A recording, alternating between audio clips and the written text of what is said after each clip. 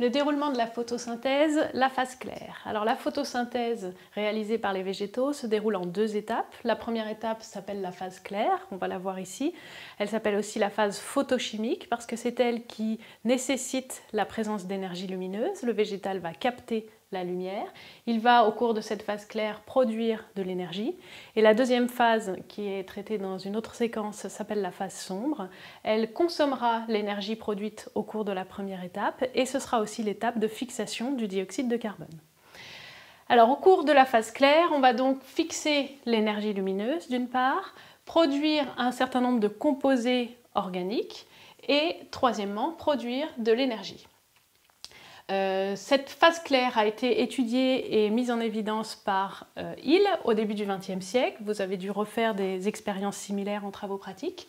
Il a montré que des chloroplastes mis en culture pouvaient fixer l'énergie lumineuse et surtout pouvaient réduire la molécule d'eau, produire du dioxygène qui est rejeté, à condition que dans le milieu de culture des électrons, des chloroplastes, il y ait une molécule chimique accepteur d'électrons. Alors en réalité, cette phase claire, c'est une réaction complexe d'oxydoréduction, et plus exactement, plusieurs oxydoréductions qui sont couplées. Le bilan peut être noté de la façon suivante. On va avoir une oxydation donc, de la molécule d'eau qui va donner du dioxygène, mais aussi donc, libérer des électrons et des protons. Il y a libération de protons et d'électrons, c'est donc une étape d'oxydation. Cette oxydation est couplée à la réduction de molécules qu'on note R, qui eux vont capter les protons et les électrons et qui se retrouvent donc à l'état réduit. Cette oxydoréduction, elle n'est pas spontanée, elle nécessite l'énergie lumineuse. Et cette énergie, elle est captée par les pigments qui sont présents dans la membrane du thylakoïde qui est représentée ici, à l'intérieur du chloroplaste de la cellule végétale.